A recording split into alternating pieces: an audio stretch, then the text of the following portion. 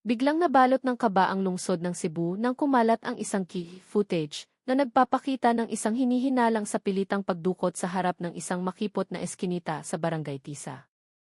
Nangyari ang insidente bandang 10:30 ng gabi, isang oras kung kailan ang karaniwang ingay ng syudad ay napapalitan na ng nakabibinging katahimikan at ilang bahay na lamang ang may bukas na ilaw sa kanilang mga beranda, na tila mga nag-iisang bituin sa karimlan ng aspalto.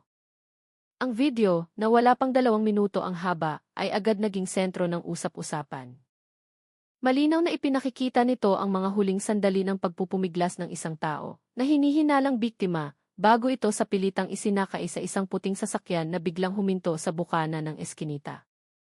Ayon sa mga residente, isang matinis na sigaw ang panandali ang bumasag sa katahimikan ng gabi bago humarurot palayo ang sasakyan, nilamon ng kadiliman ng kalsada. Akala po namin sa una, away lang ng mag-asawa. Normal na po kasi yung may nagtatalo rito. Pero nang makita namin ang reply sa Kiki, doon na kami kinabahan. Kitang-kita po na pilit siyang kinalagkad papasok ng sasakyan, kwento ni Mang Berto, isang residente na ang bahay ay ilang hakbang lamang mula sa pinangyarihan ng krimen. Agad na rumesponde ang mga pulis matapos makatanggap ng tawag. Dinala nila ang key footage bilang paunang ebidensya sa isang investigasyong magiging masalimuot pa pala. Sa naturang footage, 2 lalaki ang mabilis na bumaba mula sa sasakyan. Kapwa sila nakasuot ng madilim na damit at face mask na halos tumatakip sa buong mukha nila. Hinila nila ang isang dalaga na malakas na nanlaban, ngunit ang kanyang lakas ay hindi naging sapat. Isinara ang pinto ng sasakyan nang may matunog na kalabog na umalinggaw sa eskinita. Hindi makilala ang mga salarin dahil sa madilim na paligid at sa anggulo ng kamera na medyo mataas. Ngunit may isang detalye na pumukaw sa pansin ng mga investigador. Ang isa sa mga lalaki ay nakasuot ng jacket na may logo na tila pamilyar, kahawig ng sagisag ng isang kilalang ahensya ng gobyerno sa Cebu. Agad na bumuo ng isang Special Investigation Task Group ang Cebu City Police Office, CIS. Mula sa paunang pagsusuri, ang sasakyang ginamit ay isang puting ihi, posibleng Toyota Avanza, na may plakang bahagyang nabasa ng kamera, bagamat hindi pa matiyak kung ito ay tunay o peke. Si Police Colonel Mateo Cruz, ang hepe ng TA, ay nagsabing kasalukuyan nilang kinakausap ang ilang posibleng saksi, kabilang na ang mga residenteng nakapansin sa sasakyang ilang beses na nagpabalik-balik sa lugar bago ang insidente. Susuriin namin ang lahat ng anggulo, lahat ng posibilidad. Tutukuyin namin kung sino ang nasa likod ng puting sasakyang iyon, pahayag niya sa isang maikling press conference kinaumagahan. Ang dating payapang komunidad ng Barangay Tisa ay ngayon nababalot ng takot. Marami sa mga residente ang mas maaga nang nagsasara ng kanilang mga pinto at bintana. Ang mga magulang ay mahigpit na ipinagbawal ang kanilang mga anak na lumabas ng bahay pagkatapos ng Angelus. Maging ang kapitan ng barangay ay nanawagan sa lahat na maging mapagmatsyag at i-report agad ang anumang kahina-hinalang kilos sa kanilang lugar. Ngayon lang po nangyari ang ganito dito sa amin. Dati, kahit hating gabi, ligtas maglakad. Pero ngayon, lahat kami ay nag-iingat na, wika ng isang matandang residente. Nagdagdag na ng mga pulis patrol sa lugar ang lalo na sa gabi. Samantala, ang Anti-Cybercrime Group ay masusing sinusuri ang bawat frame ng video, umaasang makakita ng mas malinaw na detalye.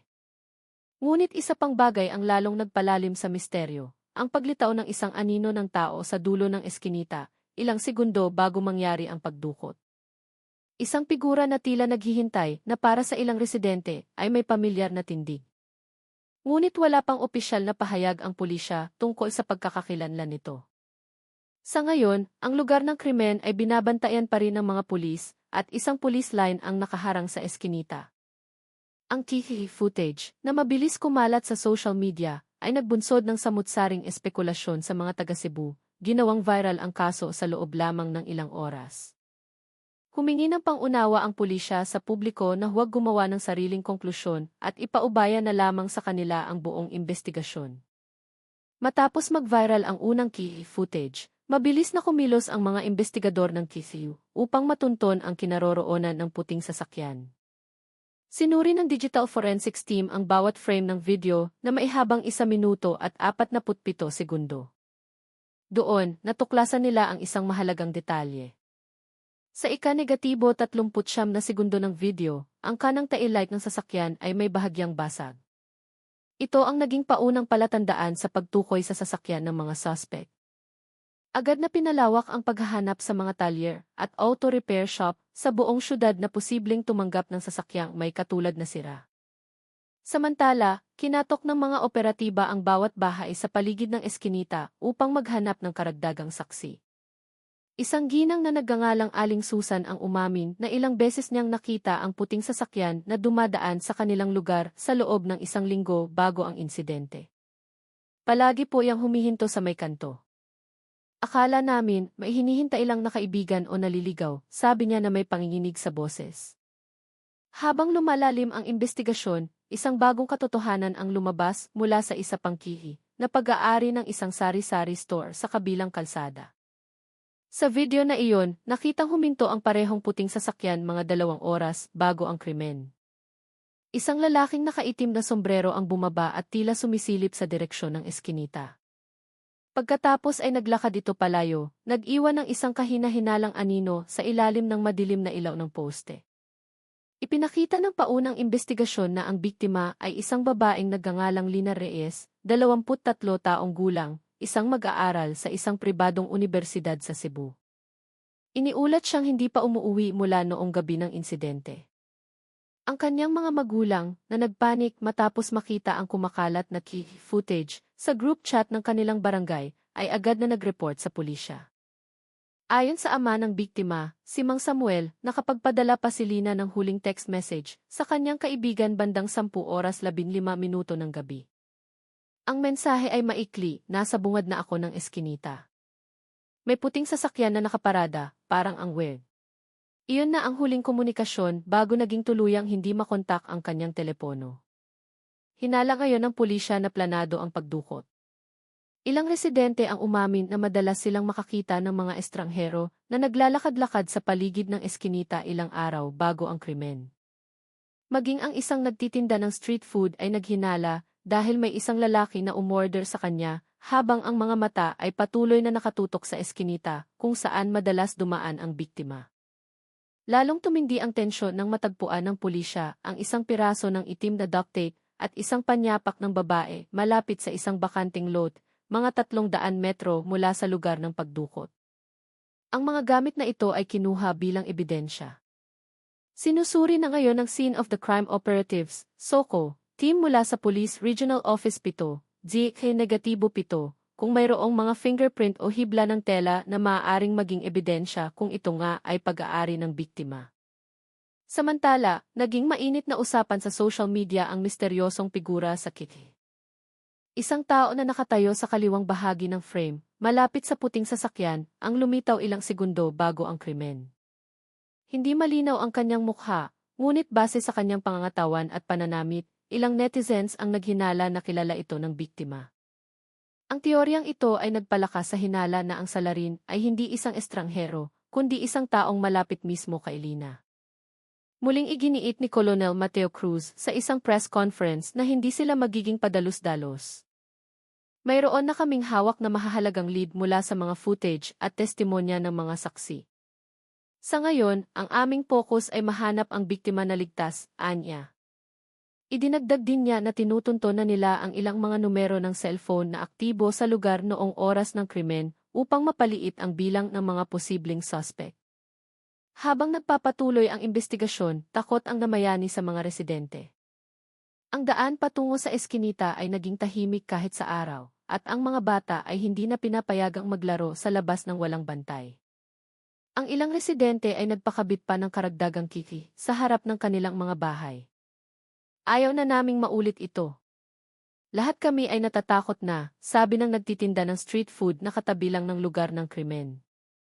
Sa gitna ng nakakakabang sitwasyon, lumabas ang balita na nakahanap ang pulisya ng isa pang kihi mula sa kabilang direksyon na nakatutok sa paglabas ng puting sasakyan mula sa eskinita. Sinasabing mas malinaw na nakita sa recording na iyon ang mukha ng isa sa mga salarin, isang taong hindi inaasahan ng mga residente sa lugar. Ngunit hindi pa inilalabas ng pulisya ang opisyal na resulta ng pagsusuri sa video na lalong nagpalaki sa kuryosidad ng publiko. Ang buong lungsod ng Cebu ay tila naghihintay, nag-aabang kung sino ba talaga ang nasa likod ng puting sasakyan at ano ang motibo sa isang pagdukot na tila napakabilis ngunit napakaplano. Pumasok sa isang bagong yugto ang investigasyon ng matagumpay na nilinaw ng Digital Forensics Team ang kuha mula sa ikalawang key. Ang footage, na nakuha mula sa isang maliit na photocopy shop, ay nagpakita ng isang mahalagang sandali na hindi nakita sa unang video, ang mukha ng isa sa mga salarin.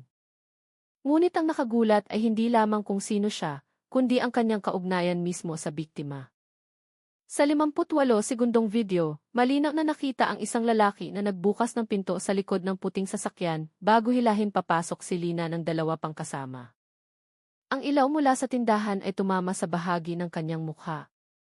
Mula sa paunang facial recognition, natuklasan ng mga investigador ang pagkakahawig nito sa isang taong kilala sa lugar, si Marco Santos, 27 taong gulang, ang dating kasintahan ni Lina na minsan ding tumira sa kalapit na barangay. Inilarawan ng mga nakakakilala kay Marco na siya ay tahimik ngunit may pagkamainitin ang ulo. Nitong mga nakaraang buwan, nabalita ang ilang beses siyang pumunta sa bahay ng mga magulang ni Lina, nagpupumilit na makausap ito sa huling pagkakataon. Ngunit tinanggihan siya ng pamilya dahil matagal nang natapos ang kanilang relasyon sa hindi magandang paraan. Akala namin umalis na siya ng Cebu. Dito pa rin pala siya nagtatago, sabi ng isang kapitbahay na maihalong pag-aalala. Lalong tumibay ang hinala sa pagkakasangkot ni Marco nang matuklasan ng mga investigador ang isang transaksyon ng pag-upa ng sasakyan na nakapangalan sa kanya. Ang puting sasakyang ginamit sa pagdukot ay inupahan pala mula sa isang car rental shop sa Talamban. Ayon sa may-ari ng rental, na kinuha bilang saksi, inupahan ni Marco ang sasakyan sa loob ng 2 araw sa dahilang susunduin daw niya ang kanyang pamilya mula sa probinsya. Nagbayad dito ng cash at hindi nag-iwan ng kumpletong pagkakakilanlan. Samantala, mula sa datos ng komunikasyon, natuklasan na ang cellphone ni Marco ay nasa paligid ng eskinita noong mismong oras ng krimen base sa cell site tracking. Ang katotohanan ito ay nagpatibay sa teorya ng pulisya na planado ang pagdukot at may kasama siyang iba. Wasak pa rin ang kalooban ng pamilya ng biktima. Nanginginig ang boses ng ina ni Lina nang sabihin niyang ikinuwento ng kanyang anak ang nararamdamang takot ilang araw bago ito mawala. Sabi niya, parang may sumusunod sa kanya pa uwi galing eskwela kapag gabi. Pero hindi niya akalain na baka yung sumusunod sa kanya ay taong kilala niya pala, anya habang pinipigilan ang pag-iyak. Nahati ang opinyon ng publiko. Ang ilan ay naniniwalang si Marco nga ang may kasalanan, habang ang iba ay naghihinalang mayroong ibang taong sinadyang gamitin ang kanyang pagkakakilanlan. Ngunit isang bagay ang sigurado, hindi ito isang simpleng random na pagdukot. Mayroong matinding emosyon, paghihiganti at personal na motibo sa likod ng insidenteng ito. Sa kabilang banda, pinalawak na ng pulisya ang paghahanap sa labas ng lungsod. Ang puting sasakyan ay pinaghihinalaang tumungo sa direksyon ng Balamban, base sa kuha ng mga NCAP camera sa boundary ng syudad. Isang joint team mula sa SID at Traffic Enforcement Unit ang nagsasagawa na ng paghahanap sa mga alternatibong daan na posibleng ginamit ng mga suspect para makaiwas sa mga otoridad. Samantala, isang bagong tuklas ang lalong nagpalalim sa misteryo. Sa bakanting lot kung saan unang natagpuan ang panyo at duct tape, nakakita ang pulisya ng isang maliit na kwintas na may letrang TE sa pendant nito. Agad itong kinuha bilang karagdagang ebidensya dahil kapareho ito ng kwintas na madalas isuot ni Lina sa kanyang mga social media post. Lalong uminit ang sitwasyon nang simulang ibalita ng media ang posibleng pagkakasangkot ni Marco. Iginiit ng pulisya na hindi pa nila opisyal na tinutukoy ang suspect, ngunit kinumpirma nilang natukoy na ang pagkakakilanlan ng nasa video. Sinabi ni Colonel Mateo Cruz, hawak na namin ang pagkakakilanlan ng taong nasa sasakyan. Kasalukuyan kaming nagsasagawa ng pursuit operations sa ilang lokasyon at nakikipag-ugnayan na kami sa mga kalapit na probinsya. Dagsaan na ang mga residente sa itinatag na Police Assistance Desk malapit sa lugar ng krimen, umaasang makapagbigay ng karagdagang impormasyon. Ang ilan ay nagsabing nakarinig sila ng malakas na ugong ng makina ng sasakyan papunta sa main road noong gabi ng insidente, kasabay ng isang mahinang sigaw ng babae. Kahit na unti-unti nang lumilinaw ang mga katotohanan, isang tanong pa rin ang bumabagabag sa lahat, nasaan si Lina ngayon? Hanggang sa gabing ito, hindi pa rin alam ang kanyang kinaroroonan, at patuloy na pinalalawak ang paghahanap hanggang sa mga liblib na lugar sa labas ng lungsod. Lalong tumindi ang tensyon sa Cebu. Sa social media, naging trending sa lokal ang hashtag na puting sasakyan Cebu. Samantala, nagbabahaginan ang mga netizen ng mga piraso ng video at teorya tungkol sa motibo ng salarin. Patuloy na hinihiling ng pulisya sa publiko na huwag magpakalat ng impormasyong hindi pa beripikado. Ang pamilya ng biktima ay umaasa na lamang na matagpuan si Lina na ligtas. Naging magulo ang tahimik na umaga sa Cebu nang isang konvoy ng mga sasakyan ng pulis ang mabilis na dumaan patungo sa direksyon ng bulubunduking bahagi ng Busay. Kumalat ang impormasyon na natuklasan ang pinagsanib na puwersa ng TC at -7 ang bagong bakas ng sasakyan ng suspect base sa GIS tracking signal mula sa inupahang sasakyan. Ipinakita sa huling datos na huminto ang sasakyan ng halos 40 minuto sa isang lugar na may mga taniman ng niyog sa labas ng syudad bago tuluyang nawala ang signal nito. Agad na nagpadala ang pulisya ng 12 ng tauhan upang suyurin ang lugar. Ang daan patungo sa lokasyon ay makipot at napapaligiran ng matataas na damo, kaya't naging maingat ang paghahanap. Isang magsasaka sa lugar ang nagsabing nakita niya ang isang puting sasakyan na dumaan noong gabi na walang bukas na ilaw. Mga alas 11 siguro iyon. Dahan-dahan ang takbo, pero ang nakapagtataka, patay ang mga ilaw, sabi ni Mang Carding na nakausap sa lokasyon. Habang nagpapatuloy ang pagsisiyasat, nakahanap muli ng bagong ebidensya ang forensic team, isang maliit na piraso ng kulay rosas na tela na hinihinalang galing sa damit ng biktima. Natagpuan ito sa mamasa-masang lupa, hindi kalayuan sa bakas ng gulong ng sasakyan na papasok sa mas liblib na bahagi ng taniman. Agad na naglagay ng police line ang mga otoridad at pinalawak ang paghahanap sa loob ng 1 kilometrong radius. Sa command post, ramdam ang tensyon. Naging pribado ang komunikasyon sa pagitan ng mga operatiba, habang pinagbawalan ang media na lumapit upang mapanatili ang lihim ng operasyon.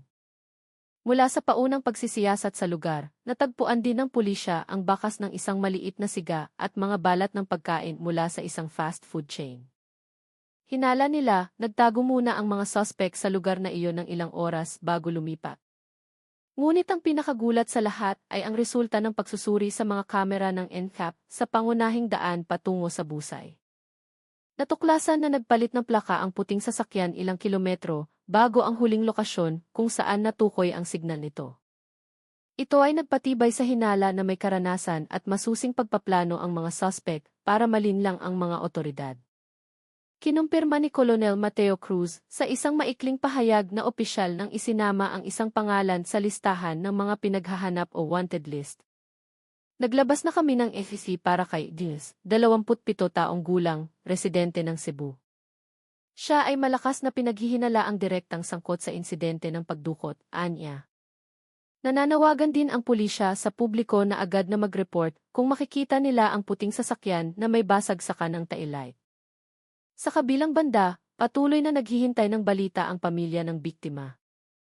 Ilang voluntaryo mula sa mga komunidad ang tumutulong sa pamamagitan ng pagpapakalat ng larawan ng biktima at ng hotline number ng pulisya sa social media. Ang pagsisikap na ito ay nakakuha ng malawak na suporta mula sa mga taga-Cebu. Maraming residente ang nagsimulang mag-organisa ng sarili nilang pagpapatrolya sa kanilang mga komunidad, nangangambang mangyari rin sa kanila ang katulad na insidente. Samantala, natuklasan ng mga investigador ang karagdagang ebidensya mula sa TV ng isang gasolinahan malapit sa highway. Doon, nakita ang isang taong kamukha ni Marco na bumibili ng gasolina gamit ang isang jerrycan noong gabi ng krimen. Tila siya balisa at palingalinga sa kalsada. Hinala ng pulisya, ang gasolina ay ginamit para sa sasakyang kasalukuyang hinahanap. Unti-unti nang nabubuo ang kronolohiya. Alam na namin ang pattern ng kanilang pagkilos, sabi ng isa sa mga investigador. Pagsapit ng hapon, pansamantalang itinigil ang paghahanap dahil sa malakas na buhos ng ulan sa lugar. Ang putik ay tumakip sa ilang bahagi ng daan, kaya't hindi na makadaan ang mga sasakyan. Ngunit nanatili sa lugar ang iyaisyam unit, umaasang masusundan ang amoy ng biktima na posibleng nasa paligid pa rin. Sa gitna ng kritikal na sitwasyon, isang nakagugulat na balita ang dumating mula sa isang patrol team sa border. Natagpuan nila ang isang puting sasakyan na may parehong katangian, nakaparada sa tabi ng isang maliit na ilog, mga 15 kilometro mula sa huling natukoy na signal. Nagbago ang kapaligiran sa command post mula sa tensyon patungo sa pinaghalong pag-asa at takot. Agad na dinala ng pulisya ang sasakyan sa forensic office para sa masusing pagsusuri. Ngunit walang anumang bakas ng biktima sa paligid ng lokasyon.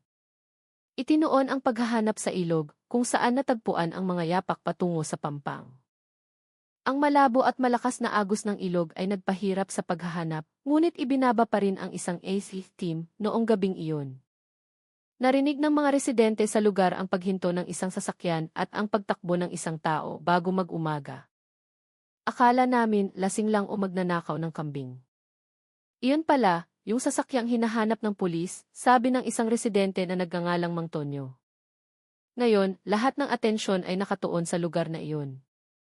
Nagsimula nang mag-cover ang national media sa kaso. Tinawag itong isa sa pinakamisteryosong kaso ng pagdukot sa Cebu sa loob ng 5 taon. Sa gitna ng hindi tumitigil na ulan, ang mga ilaw ng patrol car ay sumisikat sa maputik na daan, isang senyales na hindi pa tapos ang paghahanap. Habang nagtatanong ang publiko, isang pangungusap mula sa hepe ng TV ang lalong nagpatindi sa tensyon. Mayroon kaming natagpuan sa loob ng sasakyan, ngunit hindi pa namin ito maaaring isapubliko sa ngayon. Hindi pa tumitila ang ulan ng buksan ng forensic team ng EC, -7 ang pinto ng puting sasakyang natagpuan sa tabi ng ilog. Maingat na isinagawa ang proseso na personal na sinaksihan ng mga pangunahing investigador at ilang miyembro ng SOCO. Pagbukas ng pinto, isang amoy ng halumigmig at gasolina ang sumalubong sa kanila. Itinutok ang mga flashlight sa likurang upuan at doon nila natagpuan ang isang bagay na nagpatahimik sa lahat. Sa likurang upuan, mayroong isang kumot na puno ng putik at ilang hibla ng mahabang itim na buhok na nakadikit sa upuan. Agad na kinuha ng pulisya ang mga ito bilang pangunahing ebidensya. Ngunit ang pinaka-nakapansin ay isang maliit na liham na maayos na nakatupi sa bulsa ng pinto. Medyo basa ang papel, ngunit nababasa pa rin ang sulat, wala na akong ibang pagpipilian. Patawarin mo ako, Lynn. Ang sulat kamay, matapos ikumpara ng forensic team, ay halos kapareho ng sulat ni Marco, ang lalaki ngayon ay isang pugante. Ang maikling tala ay nagpalakas sa hinala na ang pagdukot ay ginawa dahil sa personal na motibo. Tumanggi si Colonel Mateo Cruz na magbigay ng buong pahayag. Sinabi lamang niya, natagpuan namin ang sulat at ito ay nagbukas ng bagong direksyon sa aming investigasyon. Mula sa compartment ng sasakyan, natagpuan din ng pulisya ang isang itim na backpack na naglalaman ng mga damit, bote ng mineral water, at isang maliit na kutsilyo na may kalawang nasa dulo. Sa loob ng bag, mayroon ding isang walang lamang wallet na walang anumang pagkakakilanlan. Hinala ng forensic team, dinala ito ng suspect nang tumakas siya patungo sa ilog. Ngunit walang natagpo ang bakas ng dugo, kaya hindi pa matiyak kung nasaktan ang biktima sa loob ng sasakyan. Habang nagsasagawa ng pagsisiyasat ang mga investigador, isang bagong saksi ang lumitaw. Isang mangingisda na nagngangalang Kuya Jun ang umaming nakakita siya ng 2 tao na nagmamadaling naglalakad sa tabi ng ilog noong madaling araw, ilang oras bago matagpuan ang sasakyan. Nakita ko sila mula sa malayo. Yung isa, parang inaalalayan niya yung kasama niya. Babae yata kasi mahaba ang buhok at pasuray-suray ang lakad. Pero nang sinubukan ko silang tawagin, bigla silang nawala sa likod ng mga puno, kwento niya sa command post. Ang testimonya ni Kuya Jun ay agad na nagpabago sa focus ng paghahanap. Itinuon ito sa timog na bahagi ng ilog, isang lugar na napapaligiran ng makapal na damo at bihirang daanan ng mga tao. Muling ipinakalat ang iyaisyam unit, kasama ang mga asong dati nang nakaamoy sa panyo at damit ng biktima. Makalipas ang 1 oras, biglang huminto ang isang aso sa isang maputik na lugar at malakas na tumahol, isang malinaw na senyales na may bakas ng tao na kamakailan lamang dumaan doon. Agad na minarkahan ng pulisya ang lugar at natagpuan ang mga yapak na magkaiba ang sukat, isa malaki at isa maliit, parehong papasok sa kagubatan. Pinaniniwalaang ang maliit na yapak ay sa biktima, habang ang malaki ay tugma sa sukat ng sapatos ni Marco. Hindi kalayuan, natagpuan din ang isang tissue na may dugo at isang piraso ng nelo na tali, na lalong nagpatibay sa indikasyon na dinala ang biktima sa mas liblib na bahagi ng gubat. Habang nagpapatuloy ang paghahanap, lalong nabahala ang publiko. Sa social media, naging viral ang mga hashtag na Friendlyna at Puting Sasakyan Cebu. Maraming netizens ang nag-alok ng tulong. Ngunit nagbabala ang pulisya na huwag pumasok sa lugar ng paghahanap ng walang pahintulot dahil mapanganib ang lugar. Patuloy na naghihintay ang pamilya ng biktima. Ang ina ni Lina ay araw-araw na nakaupo sa beranda, nakatingin sa kalsada habang hawak ang larawan ng kanyang anak. Gusto ko lang umuwi ang anak ko, ano man ang kalagayan niya, sabi niya ng mahina. Pagsapit ng gabi, iniulat ng pinagsanib na puwersa na ang mga yapak ay patungo sa isang lumang kubo na gawa sa kahoy sa gitna ng gubat. Matagal nang abandonado ang kubo, ngunit mula sa malayo, may nakitang isang malabong ilaw sa loob, tila mula sa isang flashlight. Agad na pinalibutan ng pulisya ang lugar, tinitiyak na hindi mapapansin ng suspect ang kanilang pagdating. Habang papalapit, may narinig silang mga yabag mula sa loob, sinundan ng tunog ng isang bagay na nahulog. Nagbigay ng senyas ang team leader, at sa isang iglap, sinira nila ang pinto. Ngunit ang kanilang natagpuan sa loob ay hindi ang suspect. Sa gitna ng maliit na silid, mayroong isang upuang kahoy na may nakataling lubid at isang pares ng tsinelas ng babae na hinihinalang pag-aari ng biktima. Pero walang tao sa kubo.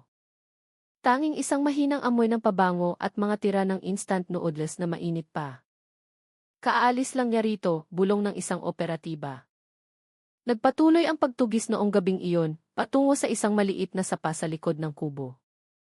Ngunit sa pampang ng sapa, natagpuan ng pulisya ang isang bagay na nagdulot ng mas maraming tanong kaysa sagot, isang maliit na manika na may asul na laso, basang-basa ng ulan. Kilala ng pamilya ang manika, pag-aari iyon ni Lina mula pa noong high school na lagi niyang dala kapag naglalakbay. Lalong lumalim ang misteryo. Tila laging isang hakbang na nauuna ang suspect. Ngunit sa bawat bakas na iniiwan niya, tila mayroong isang nakatagong mensahe. At sa gitna ng madilim na gabi, muling umalinggaw ang tahol ng isang aso mula sa direksyon ng sapa, mas malakas kaysa dati. Tumila na ang ulan ng buksan ng search team ang kanilang mga malalakas na ilaw at sinimulang suyurin ang pampang ng maliit na ilog na humahati sa gubat ng busay. Ang tahol ng Yesham unit ay malakas pa ring umaalinggaw sa pagitan ng mga basang puno. Malabo at malakas ang agos ng tubig, nagdadala ng mga sanga at dahon. Sa gitna ng malakas na agos, napansin ng team ang isang kahina-hinalang bagay na nakasabit sa mga ugat ng isang malaking puno, isang piraso ng tela na kulay krema na may bahid ng mapulang mansa. Agad na kinuha ng mga operatiba ang bagay at kinumpirma na kapareho ito ng tela mula sa huling damit na isinuot ni Lina. Sa dulo ng tela, mayroong isang magaspang na punit, tila sa pilitang hinila. Inilagay ito sa isang forensic bag habang nagpatuloy ang paghahanap sa kanlurang bahagi ng ilog. Ilang metro mula roon, natagpuan din ang malalalim na yapak sa putik na patungo sa isang matarik na pampang. Hinala ng pulisya, sinubukan ng suspect na tumawid sa ilog upang maglaho ng bakas, ngunit tinangay ng agos bago makarating sa kabilang pampang. Ang pagtaas ng tubig dahil sa ulan ay nagpahirap sa paghahanap. Kinailangan pang gumamit ng mga tali ang AC's team para makatawid. Ngunit sa gitna ng proseso, biglang nagbago ang tensyon. Mula sa likod ng mga puno, isang lalaki ang dahan-dahang lumitaw. Basang-basa ang kanyang damit, maputla ang kanyang mukha, at pasuray-suray ang kanyang lakad. Agad na itinutok ng mga pulis ang kanilang mga flashlight, handa sa anumang posibleng mangyari. Ngunit itinaas ng lalaki ang kanyang mga kamay at sinabing, "Alam. Alam ko kung nasaan ang babae." Nagpakilala ang lalaki bilang si Mang Elias, isang mangingisda sa lugar. Ayon sa kanya, nakita niya ang isang lalaki na may dalang babae na tila walang malay patungo sa isang kubo sa hilagang bahagi ng ilog, halos isang oras bago dumating ang mga pulis. "Nakita ko sila mula sa malayo." Yung babae, parang walang malay. Yung lalaki naman, parang kinakausap ang sarili, galit na galit, tapos itinulak niya ang bangka niya sa gitna ng ilog, kwento niya na may takot sa mukha. Ang testimonya ni Mang Elias ay yumanig sa command post. Agad siyang dinala para sa paunang investigasyon habang mabilis na kumilos ang ibang team patungo sa lokasyong sinabi niya. Mahirap marating ang kubo, madulas ang lupa at napapaligiran ng matataas na talahib. Ngunit dahil sa gabay ni Mang Elias, natagpuan ng team ang bakas ng isang maliit na bangka at isang basang tali sa pampang. Malapit dito, natagpuan din ang mga yapak na tugma sa sapatos na ginamit ni Marco sa isang lumang litrato. Sa paligid ng mga yapak, natagpuan din ang upos ng sigarilyo at tira ng instant noodles, isang senyales na hindi pa nakakalayo ang suspect. Habang naghihintay ng karagdagang suporta, sinubukan ng ilang miyembro ng team na suyurin ang pampanggamit ang isang maliit na rubber boat. Itinutok ang mga ilaw sa umaagos na tubig, naghahanap ng anumang senyales. Sa di kalayuan, may isang maliit na ilaw na gumagalaw sa pagitan ng mga puno, tila mula sa isang flashlight. Visual contact, sigaw ng isang miyembro ng ACE. Lahat ng ilaw ay itinutok sa direksyong iyon. Mula sa malayo, isang tao ang nakatayo sa pampang. Nang matutukan ng ilaw, agad itong tumakbo papasok sa mga halaman, nag-iwan ng isang imahe ng itim at basang jacket na halos kapareho ng kay Marco. Agad na hinabol ng mga pulis, ngunit pinabagal sila ng madulas na daan. Naging maigting ang paghabol. Ngunit sa gitna ng habulan, isang pulis ang biglang huminto. Sa harap niya, sa pagitan ng mga ugat ng isang malaking puno, may isang bagay na dahan-dahang gumalaw. Isang maliit na kamay ang lumabas mula sa likod ng mga halaman.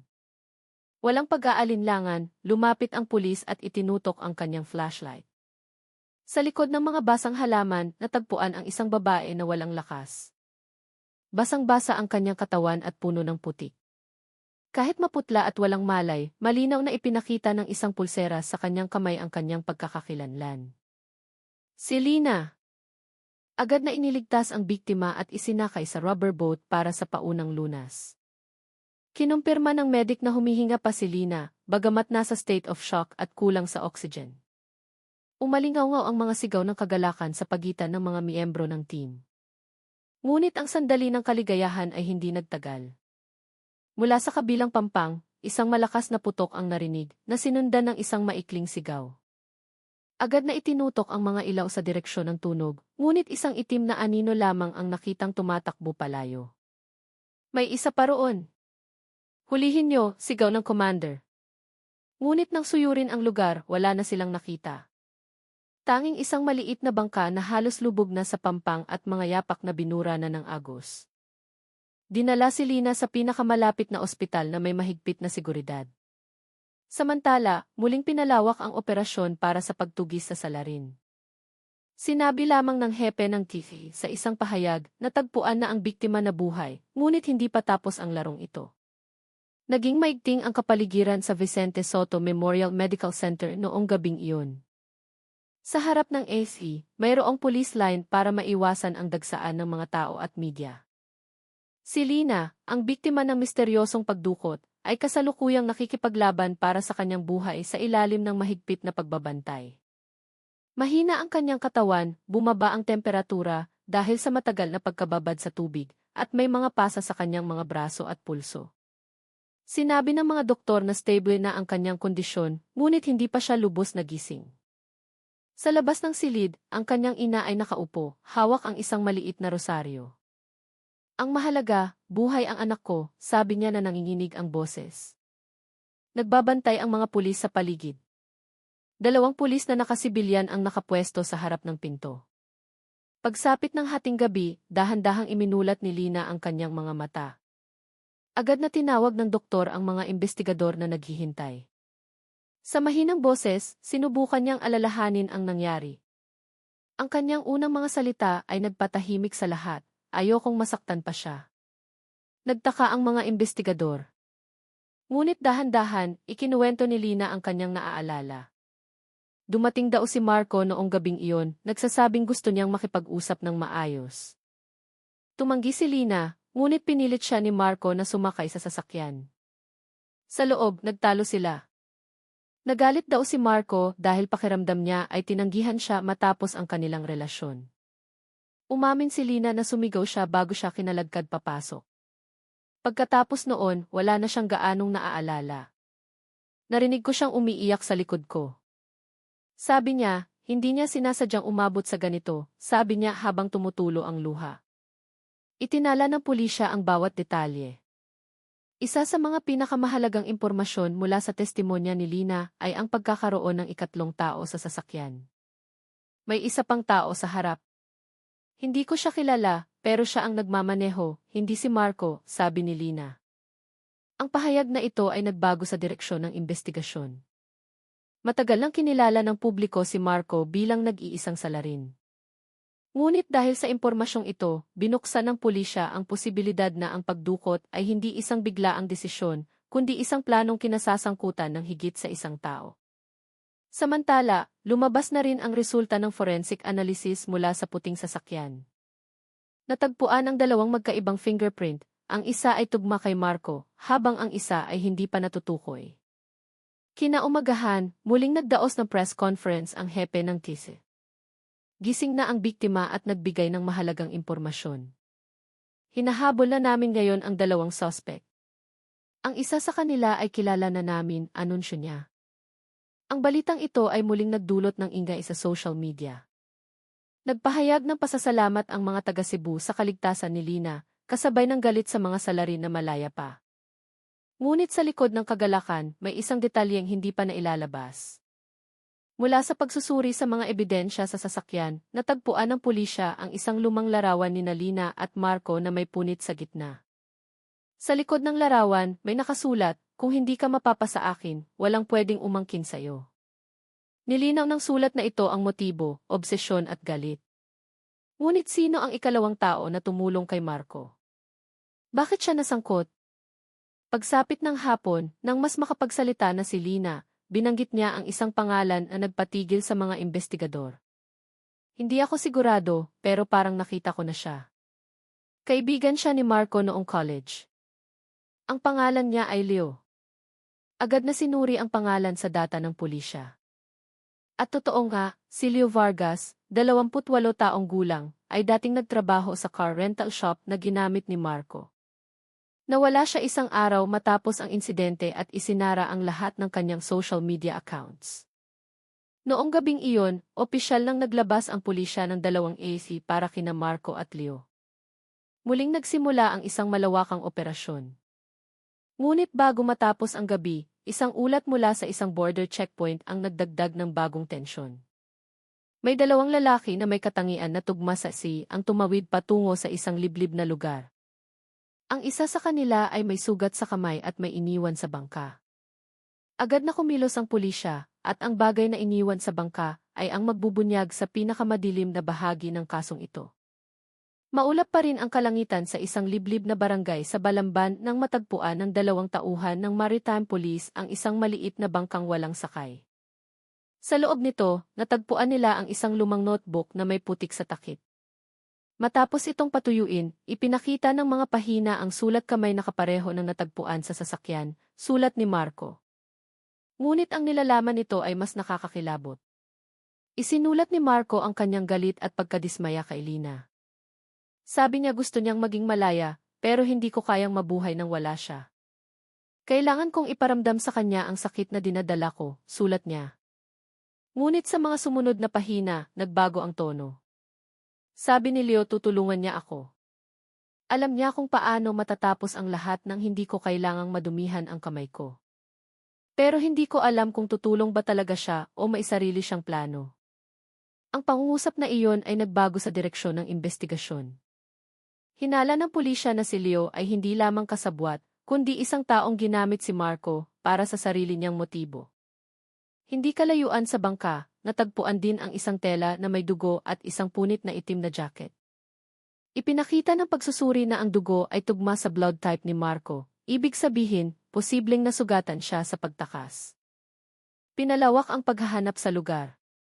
Habang sa headquarters ng TA, lumabas na ang resulta ng ikalawang fingerprint. Tugma ito kay Leo Vargas, dating empleyado ng car rental shop. Ayon sa record ng pulisya, nasangkot si Leo sa isang kaso ng pandaraya 2 taon na ang nakalipas ngunit hindi nahatulan dahil sa kakulangan ng ebidensya. Kinumpirma ng hepe ng TA, itinatakda namin ang 2 pangunahing suspect, sina Marco at Leo. Ngunit may malakas na indikasyon na ang isa sa kanila ay biktima rin ng manipulasyon. Paano magiging biktima ang isang salarin? Ang sagot ay nagsimulang lumitaw mula sa huling pahina ng notebook. Hindi siya tulong, patibong siya, sulat ni Marco. Nagsimulang mapagtanto ng pulisya na ang motibo ay hindi lamang paghihiganti, kundi isang mas malalim na laro ng manipulasyon. Nalaman na ilang linggo bago ang insidente, nang hiram si Leo ng malaking halaga kay Marco. Nang tumanggi si Marco, sinimulan siyang udyukan ni Leo, ginamit ang kanyang problemang emosyonal kay Lina. Hinala, si Leo ang nagplano ng lahat, ipinangakong tutulungan si Marco. Ngunit sa huli, si Marco ang iniwang salarin habang tumakas si Leo dala ang pera. Pagsapit ng hapon, isang magsasaka ang nagulat na nakita niya ang isang taong nagtatago sa isang kubo. Agad na kumilos ang pinagsanib na puwersa. Habang papalubog ang araw, isang tahol ng aso ang narinig. Pinalibutan ng pulisya ang lugar. Biglang, isang putok ng baril ang umalingaw-ngaw. Nang lumapit ang team, natagpuan nila si Marco na nakahandusay, may tama ng bala sa balikat. Hawak pa niya ang isang maliit na baril. Buhay pa siya ngunit kritikal ang kondisyon. Bago mawalan ng malay, naibulong niya si Leo. Niloko niya ako. Kinuha niya lahat, pati si Lina. At sa mga salitang iyon, nagsimulang malutas ang isang malaking lihim, na may ibang layunin sa likod ng pagdukot na ito, isang bagay na mas madilim pa kaysa sa personal na paghihiganti. Mahigpit na binabantayan ang silid sa SE General Hospital. Sa loob, si Marco, ang salarin na hinahanap ng buong syudad, ay nakahiga, kritikal ang kondisyon. Pinayagan ng doktor ang mga investigador na kausapin siya ng ilang minuto. Marco, alam naming hindi ka nag-iisa. Sabihin mo kung nasaan si Leo, tanong ni Colonel Cruz. Dahan-dahang iminulat ni Marco ang kanyang mga mata. Hindi niyo siya kilala. Hindi ko na siya kaibigan, garalgal niyang sagot. Gusto ko lang makausap si Lina, mag-sorry.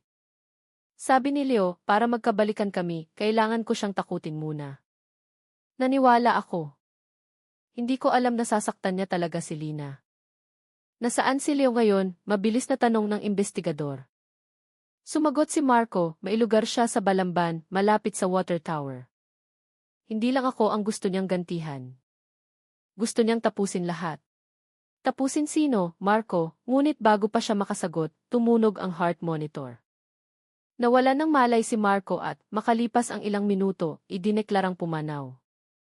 Ang huling mga salita ni Marco ang naging susi. Binanggit niya ang isang key proyekto. Agad na sinuri ng pulisya ang background ni Leo at natuklasan na nagtrabaho siya sa isang malaking construction company na gumagawa ng Mananga Dam Expansion Project. At ang nakagulat, ang ama ni Lina ay nakalista bilang isa sa mga konsultant ng proyektong iyon. Biglang nagbago ang lahat. Ang motibo ay hindi na tungkol sa pag-ibig, kundi posibleng tungkol sa pera at mga lihim na dokumento. Natuklasan na ninakaw ni Leo ang ilang iligal na kontrata na nagkakahalaga ng bilyon-bilyong piso. At nang aksidenteng makita ito ni Lina sa laptop ng kanyang ama, naging target siya.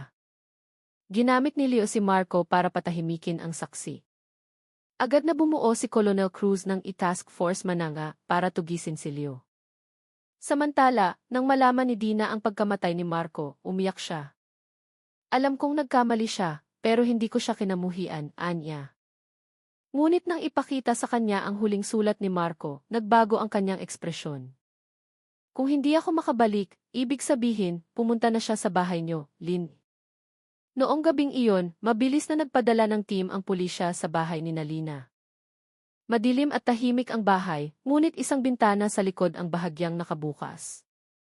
Sa loob, isang anino ang nakatayo sa sala. Pinalibutan ng team ang bahay. Ngunit bago sila makapasok, biglang namatay ang mga ilaw. At sa kadiliman, isang mahinang key-click ang narinig, tila ang pag-lock ng pinto mula sa loob. Nanginginig ang madilim na ilaw ng poste sa paligid ng bahay ni Lina nang dumating ang pinagsanib na puwersa ng SID at SE. Tahimik ang paligid. Leo Vargas, pulis ito. Sumuko ka na, sigaw ng commander. Ang tanging sagot ay ang tunog ng nabasag na salamin. Agad na nagpasok ng tear gas ang mga pulis at sinira ang pinto. Sa loob, nakita nila ang laptop ng ama ni Lina, bukas sa mga file ng Mananga Dam Project, mga kontratang may malalaking halaga at logo ng gobyerno. Biglang may sumigaw mula sa itaas. Nasa bubong siya. May dala siya. Sa madilim na attic, nakatayo si Leo, hawak ang isang silver na flash drive. Huwag kayong lalapit. Kung mahulog ako, kasama itong data, sigaw niya. Leo, tapos na ito. Namatay si Marco dahil sa'yo, sabi ni Colonel Cruz. Akala niyo tungkol ito kay Lina? Tungkol ito sa pera nila, tumakbo si Leo palabas ng bintana. Nadulas siya sa basang bubong. Hinila siya ng isang pulis, ngunit nahulog ang flash drive. Nahulog din si Leo, bumagsak sa carport. Buhay pa siya ngunit malubha ang kalagayan. Bago dalhin, naibulong niya ang backup. Nasa server. Sa laptop, natagpuan ang isang email na nagpapadala ng mga file sa isang server sa ibang bansa. Isang linggo matapos ang insidente, lumabas ang katotohanan. Ang kaso ng pagdukot ay naging pinto sa pagbubunyag ng isang malawakang korupsyon. Ang file na may pangalang KVB-17, ZP ay naglalaman ng mga peking kontrata na nagkakahalaga ng higit sa 47 bilyong piso na di umano idumaan sa Mananga Dam Project. Ang mga pangalan sa dokumento ay nakagugulat, mga opisyal, isang kongresista, at isang malaking negosyante. Inamin ni Leo na hindi siya nag-iisa. Utusan lang ako. May mas mataas pa sa lahat ng ito, anya, tinutukoy ang isang senior contractor na may inisyal na thief. Samantala, si Lina ay nagsimulang bumawi, ngunit ang kanyang pamilya ay nadawit na sa investigasyon. Ang kanyang ama ay iniimbestigahan bilang saksi. Isang gabi, isang bagong ebidensya ang natuklasan, isang 3 minutong audio recording. Kung may makakaalam, tapusin nyo. Huwag niyong banggitin ang pangalan ko, sabi ng isang boses na may 87% na pagkakatugma sa isang mataas na opisyal ng FIV. Lalo pang naging komplikado ang lahat ng isang mahalagang saksi, isang empleyado ng proyekto, ang biglang nawala. Ang kanyang motor ay natagpuan malapit sa isang tulay. Itinaas ng pulisya ang kaso sa Special Operations. 2 ilog, 2 biktima, isang network. Hindi pa tayo tapos dito, sabi ni Colonel Cruz. At habang ang lahat ay nakatuon sa korupsyon, isang anonymous na email ang dumating sa isang lokal na media outlet.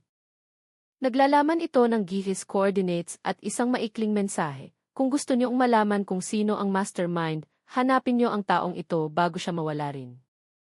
Ang investigasyon ay muling nagbago ng direksyon, mula sa simpleng pagdukot patungo sa pagtugis sa isang malaking isda na patuloy na nagbubura ng kanyang mga bakas sa likod ng hamog ng Mananga Dam. Sa gitna ng malakas na ulan, tinungo ng Task Force Mananga ang GIS coordinates.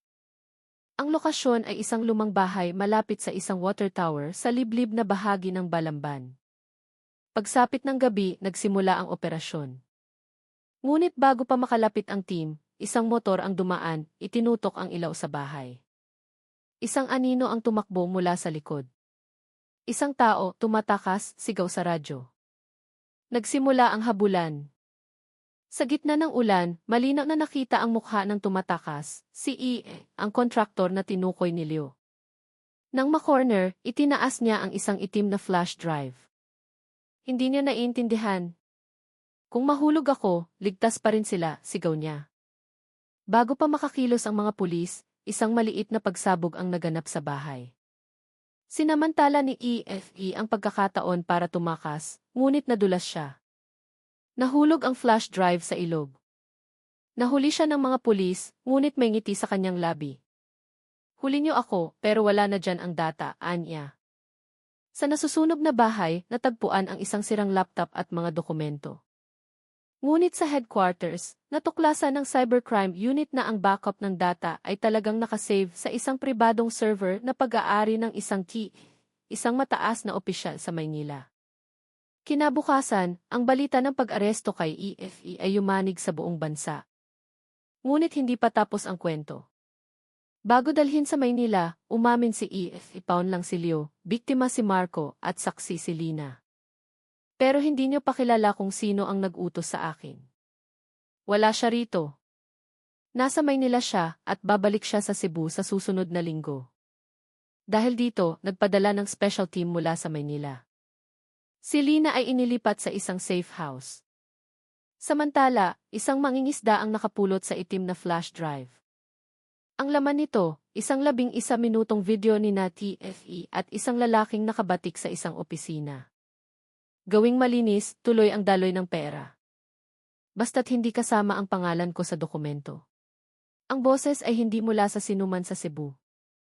Ang video na ito ang magbubunyag kung sino ang tao mula sa Maynila, ang huling mastermind sa likod ng lahat. Tinitigan ni Colonel Cruz ang recording. Hindi pa tapos ang kasong ito. Binuksan pa lang natin ang unang pinto. Sa labas, ang tunog ng mga sirena ay patuloy na umaalingaw-ngaw. At sa madilim na ilog ng Mananga, ang agos ay patuloy na dumadaloy, dala ang mga lihim na hindi pa ganap na nabubunyag. Ang araw na iyon sa Cebu ay mabigat at maalinsangan, ngunit sa loob ng headquarters ng E-7, ang tensyon ay nasa sukdulan. Ang itim na flash drive ay ipinadala na sa Camp Crame para sa masusing pagsusuri. Sa isang saradong pagpupulong, pinanood ng pinagsanib na puwersa mula sa SEHI, DELBI, at Ombudsman ang 11 minutong video. Malinaw ang boses ng dalawang lalaki. Ang una ay si E, ang contractor. Ngunit ang ikalawa ay mas mabigat, mas kalmado at kilala sa gobyerno. Siguraduhing malinis lahat. Kung may tagalabas na makaalam, burahin. Data man o tao, pareho lang, sabi ng boses. Isang maliit na detalye ang nakita, isang gintong singsing na may inisyal na IN. Mula sa digital forensics, natukoy na ang video ay kuha sa isang opisina sa Maynila. At batay sa visitor logs, isang opisyal na may inisyal na EHINHI ang bumisita roon sa petsang iyon. Kumilos ang FBI. Sa loob ng 48 oras, natunto nila ang isang money trail na nagkakahalaga ng 2.6 bilyon patungo sa isang pribadong account na nakapangalan kay Undersecretary Mariano Robles ng FID. Ang balita ay mabilis na kumalat. Samantala, nagbigay ng karagdagang testimonya si Lina. Naalala niya ang isang text message mula kay Leo na ipinakita sa kanya ni Marco bago siya dukutin. Bukas ng gabi, darating ang tao mula sa Maynila. Kung mabuko ang proyekto, tapos tayong lahat. Gabi ng pag-aresto sa Maynila. Pinalibutan ng SBA ang isang marangyang bahay sa isang subdivision. Bago pa katukin ang pinto, isang lalaking naka-Amerikana ang nakitang may kausap sa telepono. Huwag kang mag-alala, naayos ko na. Malinis na ang lahat ng baka sa Cebu. Sinugod ng team si Emily. Nahuli siya ng walang kahirap-hirap. Sa kanyang mesa, isang flash drive na kapareho ng natagpuan sa Cebu. Ang laman, kumpletong data ng mga maanumalyang proyekto, hindi lang sa Cebu, kundi sa buong bansa, na nagkakahalaga ng higit sa 300 bilyon. Ngunit ang kaso ay may isa pang twist. Dumating sa email ng SBA at ng media ang isang file na naka-encrypt, galing sa isang ikatotohanang gilog at proton, me. Ang password, 2 ngilog. Sa loob, mga dokumento, bank records, at isang kontrata sa pagitan ng kumpanya ni ME at isang mas mataas na opisyal, si Secretary Francisco Madrigal ng FIDE. Ang tanong, sino si katotohanang gilog? Natuklasan ng mga cyber investigator na ang email ay ginawa ng isang tao mula mismo sa loob ng SID, si Nadia Ramos, ang personal na sekretarya ng kalihim. Mas nakagugulat, si Nadia ay pinsan ni Leo Vargas. Biglang nagkadugtong-dugtong ang lahat. Si Nadia, na matagal nang nag-ipon ng ebidensya, ay ginamit ang kanyang pinsan na si Leo para makakuha ng impormasyon. Ngunit naging sakim si Leo. Nang malaman ni Nadia ang planong pagdukot kay Lina para pagtakpan ang lahat, nagpasya siyang ilabas ang katotohanan. Siya ang nag-email bago siya tuluyang maglaho, huling nakita sa isang pantalan. Sa loob ng 24 oras, isang arrest warrant ang inilabas para kay Secretary Madrigal. Sa harap ng kanyang official residence, dinakip siya. Akala niyo nanalo na kayo? Lalamunin din kayo ng sistema, sabi niya bago isakay. Ang balita ay yumanig sa buong Pilipinas. Ang kwento ay hindi na tungkol sa isang puting sasakyan, kundi tungkol sa isang madilim na sistema. Si Lina, naganap ng nakarecover, ay tumayong pangunahing saksi. Hindi na ako biktima. Saksi ako na ang katotohanan ay maaaring isilang mula sa pinakakakilakilabot na pangyayari, anya. Nagsimula ang paglilitis. Sina Leo, De Dimsi at Secretary Madrigal ay nahaharap sa mabibigat na kaso. Mula sa kanyang upuan, tinitigan sila ni Lina ng walang takot. Sa labas ng korte, tumingala si Colonel Cruz sa maliwanag na kalangitan. Isang eskinita, isang kithis, isang biktima. Pero yumanig ang isang bansa, bulong niya. Gabi sa pampang ng Mananga River, dahan-dahang dumaloy ang tubig, dala ang refleksyon ng mga ilaw ng syudad. Opisyal lang isinara ang kaso. Ngunit sa computer ng AA Cybercrime Group, isang bagong notifikasyon ang lumitaw mula sa email address na iyon, at katotohanan gilog. Ang subject, hindi nyo pa nakikita ang lahat. Ang laman ng mensahe ay isang tuldok lamang. Isang senyales na marahil, may iba pang mga ilog na nagtatago ng sarili nilang mga lihim. Ang kaso ng puting sasakyan sa Cebu ay nagsimula sa isang pagdukot at nagtapos sa pagbubunyag ng isang malawakang korupsyon.